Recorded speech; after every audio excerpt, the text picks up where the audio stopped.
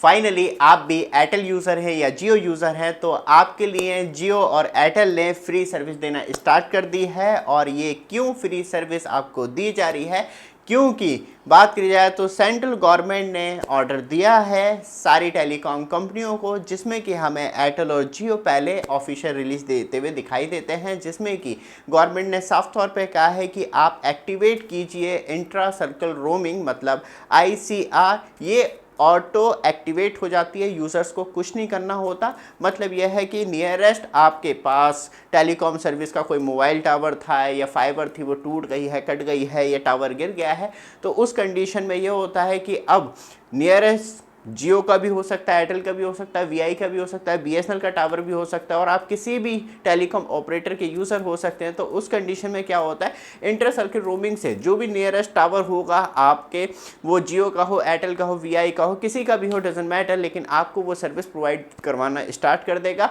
और तब inter circuit roaming start कर दी जाती है। तो सारी टेलीकॉम जो भी सर्विस हैं, मोबाइल टावर है, फाइबर हैं, एक दूसरे का इस्तेमाल करना शुरू कर देती हैं और आपको एंड कस्टमर को प्रॉपर सर्विस देने के लिए मजबूर हो जाती हैं। यहाँ पे बात करी जाए तो एयरटेल ने किस तरीके से रिलीफ दिया है। एयरटेल ने जो रिलीफ दिया अपने कस्टमर्स को, 3 दिन का सर्विस एक्सटेंड दे दिया है, जिसमें कि आप प्रीपेड यूज़र हैं तो आपको इस वीक आपका रिचार्ज ख़त्म भी होने वाला था, मतलब कल या परसों में, तो आपको continue 1 GB per day data मिलता रहेगा, अनलिमिटेड कॉल मिलती रहेगी और बाकी जो सर्विस हैं वो भी कंटिन्यू रहेंगी। और बात करी जाए तो आप पोस्टपेड यूज़र हैं और आप वहाँ पे ब्रॉडबैंड यूज़ कर रहे हैं तो आपको 3 दिन ऐड कर दिए जाएंगे आपके बिल में एक्स्ट्रा, और वो मैनेजेबल रहेगा। तो मतलब आपका बिल थोड़ा सा कम आएगा, तो आपको वहाँ पे रिलीफ मिल जाएगा। आप प्रीपेड, पोस्टपेड या ब्रॉडबैंड यूज़ कर रहे हैं, तीनों सर्विस में एयरटेल ने अपने कस्टमर्स को बेनिफिट दिया है। और जियो की बात करी जाए तो वहाँ पे भी आपको 3 दिन का सर्विस एक्सटेंड देखने के लिए मिलता है। आप प्रीपेड यूज़र हैं, पोस्टपेड यूज़र हैं, या आप जियो एयर फाइबर यूज़र हैं या जियो फाइबर यूज़र हैं, बट आप हमारे चैनल पे फर्स्ट टाइम आए हैं, चैनल को सब्सक्राइब, वीडियो को लाइक कीजिए। रेगुलर अपडेट के लिए आपके लिए कुछ इंपॉर्टेंट प्रोडक्ट डिस्प्ले पे ऐड कर रखे हैं। जैसे डिस्प्ले पे टच करेंगे तो शॉपिंग आइकॉन आ रहा होगा।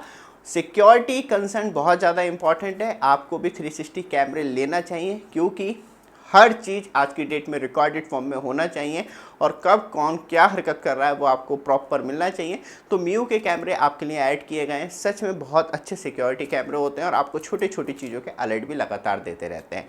वापस आते हैं टॉपिक पे, तो जियो ने प्रीपेड यूज़र्स के लिए, क्योंकि पोस्टपेड यूज़र हैं तो आपको सर्विस एक्सटेंड मिल जाता है, बाकी जो सर्विस है वो आपको कंटिन्यू मिलती रहती है। प्रीपेड यूज़र्स के लिए 2 GB पर डे डेटा आपको मिलेगा 3 दिन के लिए, अनलिमिटेड कॉल, बाकी फैसिलिटी जो है वो कंटिन्यू रहेंगी।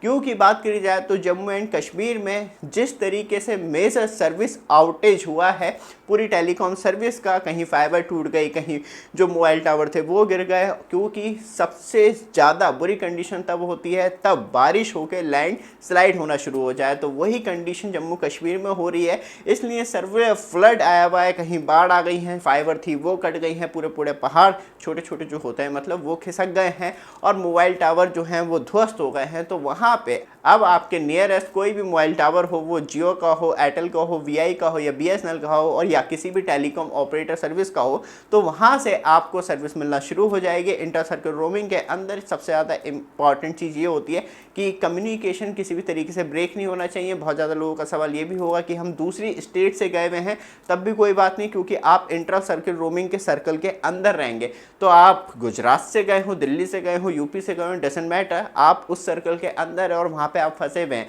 और आपका रिचार्ज खत्म होने वाला था, या आप स्पेशली बात करी जाए तो नियरेस्ट जियो का टावर था वो गिर गया या BSNL का टावर था वो गिर गया, सर्विस पूरी ठप है, तो फाइनली इंटर सर्किट रोमिंग के अंदर कम्युनिकेशन स्टार्ट हो पाएगा। नियरेस्ट जो भी आपके पास टावर होगा वहाँ से आपको सर्विस दे के कहीं ना कहीं आपकी कम्युनिकेशन सर्विस को दोबारा से रीस्टार्ट कर दिया जाएगा। और ये जो आउटेज है, ये मतलब इंटर सर्किट रोमिंग जो है वो 2 सितंबर 2025 तक एक्टिवेट रहेगी। साथ में 2 सितंबर 2025 तक के लिए सर्विस को रिस्टोर करने के लिए कहा गया है गवर्नमेंट ऑफ इंडिया के द्वारा। बाकी आउटेज कंटिन्यू रहती है तो इंटर सर्किट रोमिंग को दोबारा से आगे एक्सटेंड कर दिया जाएगा, बट अभी तक जो है वो 2 सितंबर 2025 तक के लिए है। उम्मीद है उसके बीच में जो टेलीकॉम सर्विस में आउटेज प्रॉब्लम आई है, फाइबर कट गए हैं या स्पेशली मोबाइल टावर की कनेक्टिविटी लॉस हो गई है, डीजल नहीं जा पा रहा, तो ये सारी सर्विस को दुरुस्त करके वापस लाया जाएगा। साथ में आपके लिए हम 360 कैमरा पहले ही बता दिया था, बट यहाँ पे बता देता हूँ, क्योंकि इस तरीके के 360 कैमरे जो होते हैं ना आपको कोई वायर बिछानी होती है, ना आपको डीवीआर या एनवीआर की रिक्वायरमेंट होती है।